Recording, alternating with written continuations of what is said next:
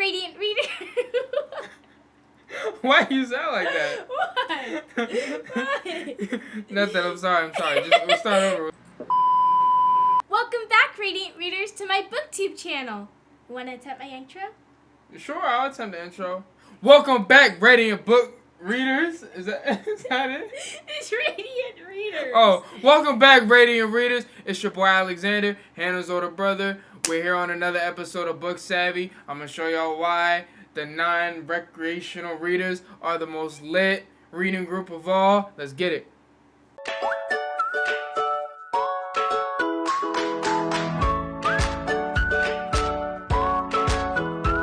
For today's video, we're going to be interviewing a non-recreational reader, my brother. What's good? A non-recreational reader is someone that doesn't like to read in their free time, so basically the opposite of us. I'm going to be asking him some questions to see what does he do in his free time since he's not reading. Okay, let's get started. Okay, the first question is, do you like reading for fun? No, I do not. Why not? Because, when I want to do something fun, I want to do something fun. Elaborate, please. When I think of reading, I associate it with work or school. Those aren't necessarily fun for me. But what if you found a book that you really liked? Like you liked the story, you liked the characters, you liked the information. Would you want to read then? I mean, maybe if I had more time. Do you think the problem is you just need more time? That, and I need a good book to really catch my attention. To where I'm like, when I do have my free time, I have to read this book. But every book that I've come across, I've read for either information, for school, something I needed to know to do my job properly, maybe a manual to put something together. But to read for fun? Yeah. It's like oil and water. Are you saying that fun and reading can't mix? They don't mix. They do mix. To who? To me. And us as Radiant Readers. I'm sorry, Radiant Readers. I didn't mean to offend you. Shame. Next question. If you could choose between watching a movie or reading the book first, which one would you choose? Movie! Movie? Why? Because, in a movie, you can see the characters, you can hear the characters, you see the action and the raw emotion that comes on the big screen.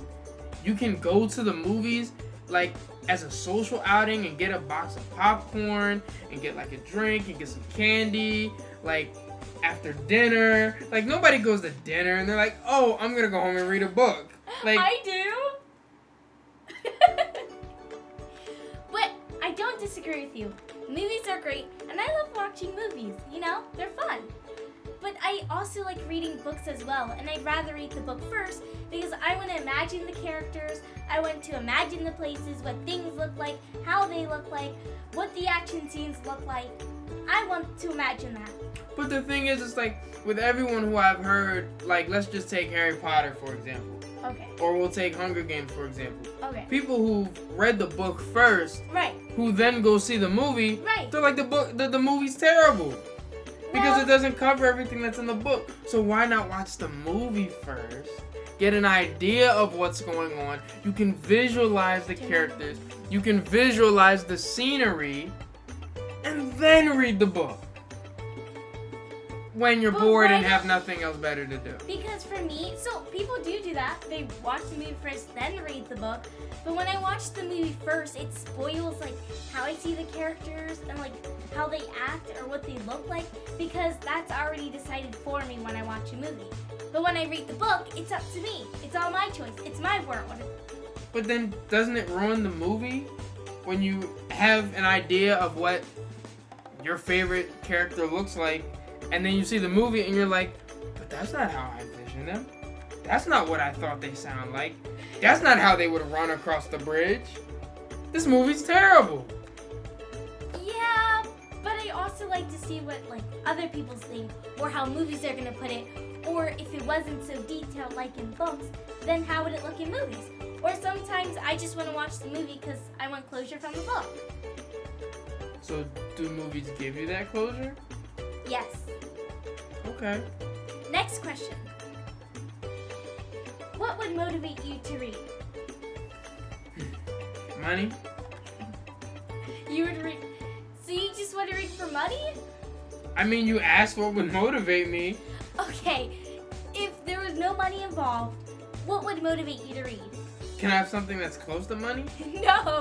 No money. Like a genre, an author, a magazine, an audiobook, a comic book, a manga. What would motivate you to read? A picture book that has less than 100 pages, super big font, lot of pictures. Actually, I'm thinking I'm describing a comic book.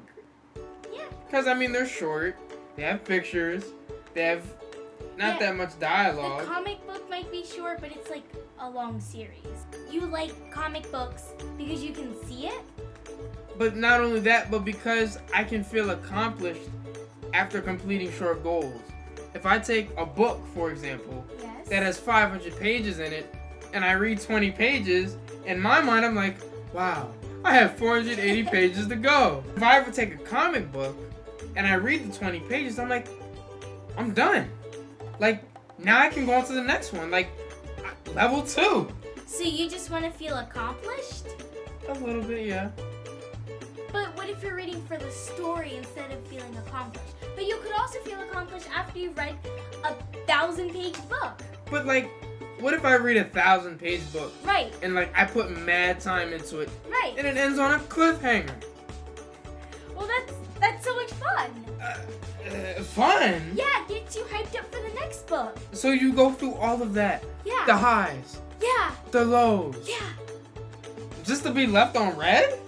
But that's the point. So then you get excited for the next one. And also in the meantime, you can join our book fandoms to make you feel happy until you can read the next one. Or if there's not a next one, then you can imagine the ending yourself. The last book that Yes. I got left on a cliffhanger, I Yes. think I might have been in the 4th grade. I wrote the author a very detailed letter of how disappointed I was because everything was going fine. Like, I felt the emotion. I felt the character. She was at war. She was getting ready to save whoever she needed to save at the time. Right. And right when she was getting ready to grab them from the cliff, Yeah. the page ended. But that's like this. Okay. So. And there was nothing left. I was left dry, hanging dry, with no answer. But isn't that fun? And you sit there and you're like, was all this for nothing? You've put a lot of thought into this, haven't you?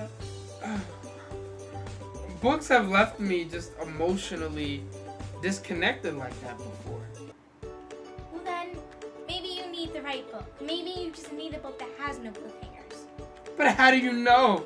That's my point. How do you know? You know, from channels like mine, where we give you non-spoiler reviews, and we don't give you bad books that ends on cliffhangers, leaving you upset. We show you good books. So, is that what this booktube thing is all about? Yes, that's what we are.